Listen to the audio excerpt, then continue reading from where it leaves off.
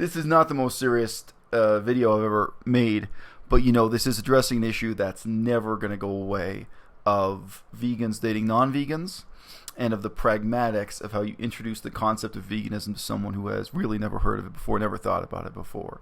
I do get a lot of fan mail for my pragmatic videos in this sense, where I talk about how I actually explain things to other people in real life. And the fan mail, some of it comes from new vegans, but really the people who appreciate it most are people who've been vegan for more than 10 years. Because a lot of the older vegans, they feel frustrated that they've been having the same conversation again and again for 10 years, and that's what they want to break out of, right? So the kind of discussions I have here on YouTube and via Patreon and other places gives them some new angles, fresh approach, new concepts to work with, and gives them a chance to break out of what they've been doing for the last 10 years. So I'm going to tell a short anecdote, which is like extracted from a larger, much more hilarious anecdote about a woman here in China who picked me up. That's the reality. I didn't pick her up. She picked me up. She got my phone number out of me. And how I planned to introduce the concept of veganism to her and what actually happened. But before that, I got to say, as you're going to see in this anecdote, I am not looking for a Chinese girlfriend. I'm not looking for a Chinese wife. It may happen anyway because they're looking for me. But I set up a profile on a dating website here, and again, there's no shame in my game. But I'm honest. I'm honest with these other women, and I'm honest with you that like the odds of my actually having a romantic connection with anyone over one of these websites are almost zero. So the profile description I wrote to myself in Chinese. I sat down. I did it really rapidly. Before I went to class, I sat down and said, okay, I'm going to take this as a writing composition challenge. And I wrote in Chinese this statement about myself. And of course, I knew it would have a few, grammatical errors or vocabulary errors in it. And, this is like everything else I write about myself. It's not enticing. It's not romantic. It's very blunt. I mean, it ended in the most unromantic way possible. It ended by saying, like, personal integrity matters. You don't lie to me, I won't lie to you. That was the ending. And, I meant that because with the vast majority of these women, maybe the first thing I'm going to tell them is, we can be friends, but this is not going to be a romantic relationship. There's just no chance of that. And, some people are not going to want to hear it. But hey, yeah, you don't lie to me, I don't lie to you is a great principle to try to follow in life. And the rest of the description is like, as you can imagine, one of the things I said was, I am vegan, but I am not Buddhist. Because here in China, obviously, if you say you're vegan, people are going to assume you're Buddhist. And then I specified, I am a nihilist. I used the Chinese term for historical nihilism, which is an especially loaded term here in China. Not going to explain why. This is a specific school of nihilism, if you like, that I guess I promote on this channel. Promote is the wrong word. I guess I make fun of myself for using that term on this channel. And, the rest of it, it was all business. Nothing romantic or enticing about this description. I care about politics. I care about history. Studied the history of Asia. Studied Asian languages. I'm now learning Chinese. This is who I am. You don't lie to me, I won't lie to you. So I upload this description to the dating website. And then, I take a copy of it to the classroom. I actually wrote it out by hand, again, for the language practice, writing out all the characters. Took the handwritten version to my teacher and said, oh, hey, look, I did this as like a writing challenge. How many mistakes did I make? And, me and the teacher laughed about it because it is funny in many different ways. And she went through and, corrected a few things. So, several hours go by. I go to class, I study Chinese, I do other things. And then I take the corrected version of this and go back to my computer to try to make the corrections to the grammar. I've never heard of this before. I've never seen anything like this before. But this website, they have quality control people who have to read and approve everything you upload to the website. So the photos have to meet certain standards, not too much of this, not too much of that. What you write has to read certain standards. So everything is actually seen by a human being. But the human being who saw the text on my profile, and of course it also said I'm a foreigner, it said I'm Canadian, this person found it in their heart to completely rewrite the statement on the dating profile.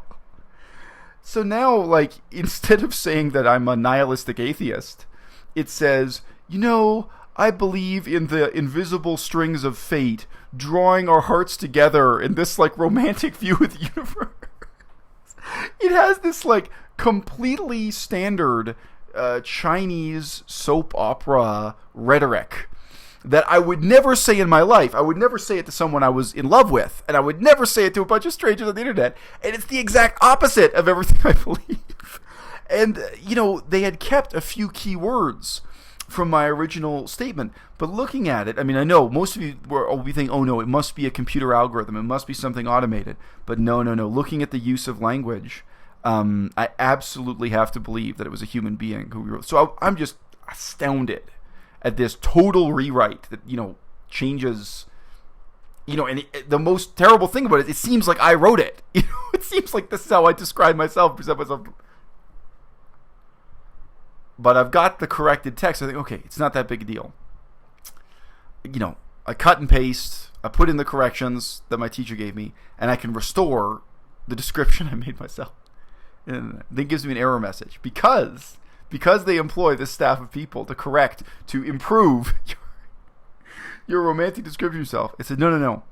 You can only change the text once every 24 hours. And I was left with the mortifying decision. Do I just delete this whole profile? Or do I wait 24 hours? Try to rewrite the text so that it says what I actually want to say. And then wait in horror to see if they rewrite it again to sound like the back cover of a romance novel. I mean, the level, again, there's no way, I can't believe, a computer did the rewrite. I mean, there's no point.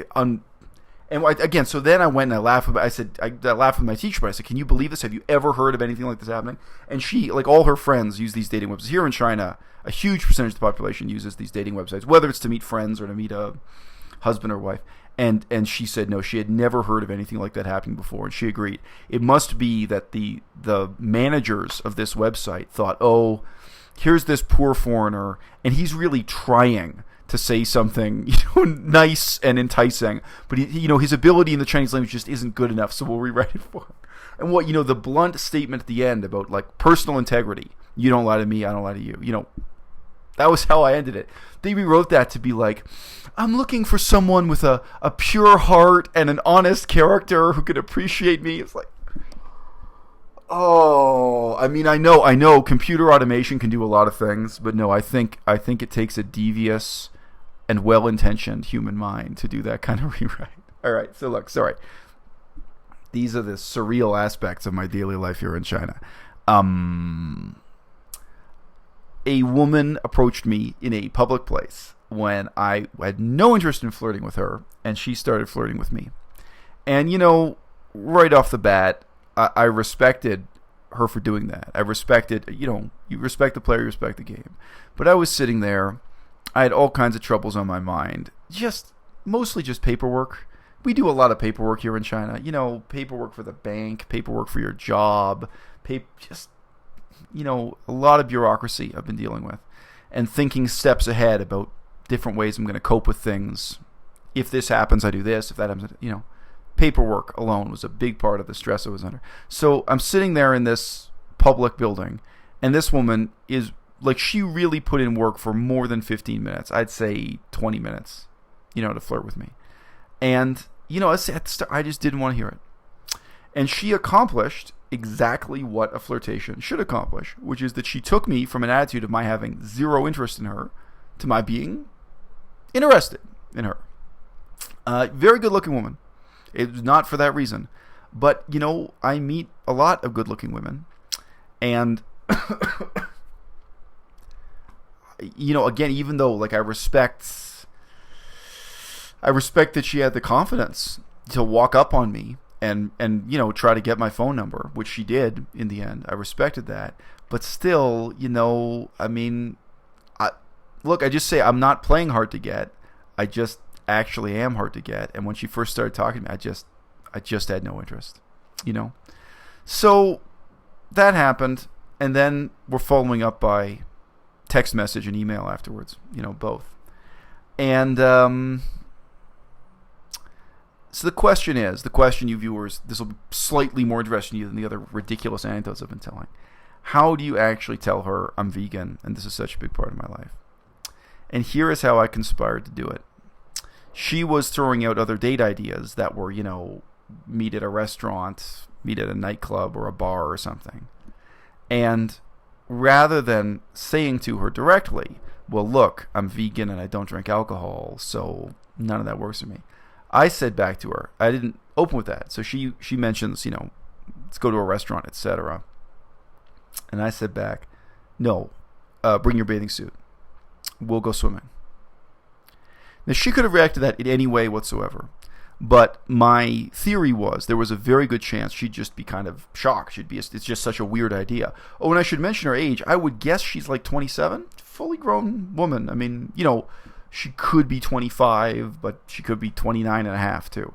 I would guess she was 27. So, for two fully grown adults on a first date to go swimming, it is a bit weird. So I was expecting she might say, what a crazy idea. Why would you suggest that? And then my reply was going to be, well, look, I'm vegan. I don't eat meat. I don't drink alcohol. And the reality is most of the things people do when they go out on dates involve meat and alcohol and hanging out in places that are all about meat and alcohol. So, I'm always trying to come up with creative ideas. I'm always trying to do, whether it's going hiking or going kayaking or, something else, So why would I approach that? Why would I make that the first time I mention being vegan? Because, it's really positive. It's really saying to somebody, this is an aspect of my life that shapes all the other things I do in profound and indirect ways. You may think veganism is just a diet choice, and then otherwise I live my life exactly the same as everybody else. But no, in a subtle way, this is communicating to you right off the bat. The fact that I don't eat meat, I don't drink alcohol, etc., it actually does positively motivate me to go to the gym, go swimming, go hiking, do other types of activities in my romantic life, in my personal life. It shapes and influences every other part of my life. And I think that's a really positive way to introduce the idea at the beginning, where it's just practically coming up in how you shape the date. At some point, whether it's the first date, the second date, or what have you, at some point, from my perspective, you have to communicate the sad idea that, look, if you're going to fall in love with me, then you're going to have to try being vegan too. And, if you don't try, then falling in love with me is going to be a waste of your time. We both got to move along. I think for me, that's something I'm going to share at some point, because there's no way I would be in a relationship for any significant length of time with someone who was not vegan.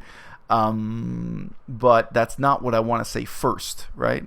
This is somebody who may have never heard of the idea of veganism before, or here in China, more likely, it's probably just something they associate with their grandparents, with something very unfashionable and old-fashioned, which in some ways it is. It's brand new and it's ancient all at the same time.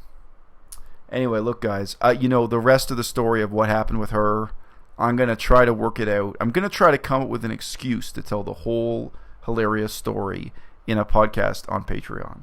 But, uploading for me in China is really hard here. So the days of my doing 40-minute and 1-hour videos are over. I've got to keep my videos short, whereas my podcasts are long. Maybe that's some much needed discipline that my internet connectivity here is enforcing on me. But hit me up on Patreon, wherever you are.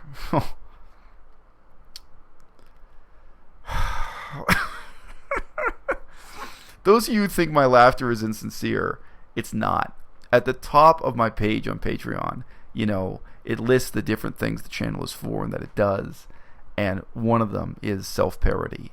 I do laugh at myself a lot. I do find my own life absurd and ridiculous. And whether it's writing that profile on the dating website, or what happened with this woman who, as I say, she picked me up. She got my phone number out of me when I wasn't really inclined to give it to her. All the absurd contradictions that surround my being, why I'm even in China, what I'm trying to accomplish in China, what happens next in my life. I do laugh at it. And, that is a difference between me and some of the other vegans here on YouTube. When you lose that capacity to laugh at yourself, the next step maybe is paranoia, defensiveness, and all these other terrible traits that we've seen play out. At the end of the day, veganism is like the world's most morose boycott movement.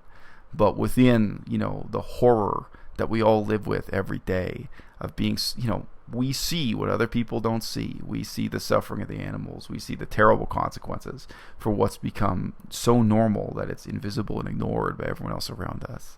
We're witnesses to, the unspeakable, unforgivable, immoral reality that underpins daily life for 99% of humanity in the here and now. And we say we refuse to be a part of it. And yet on a daily basis, we are a part of it. We see it, we hear it, we smell it. We walk past it. The person sitting next to us at the same table, in a cafeteria is eating it right in front of us.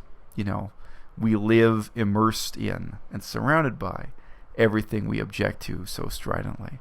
We live with that horror, that sort of morose, perpetual heartbreak. And we all struggle with these questions of effective activism and how we can actually do something positive about it. But in the midst of all that, man, you've got to keep your ability to laugh at yourself. If you ever lose your ability to laugh at yourself, Vegan Cheetah is going to be laughing for you.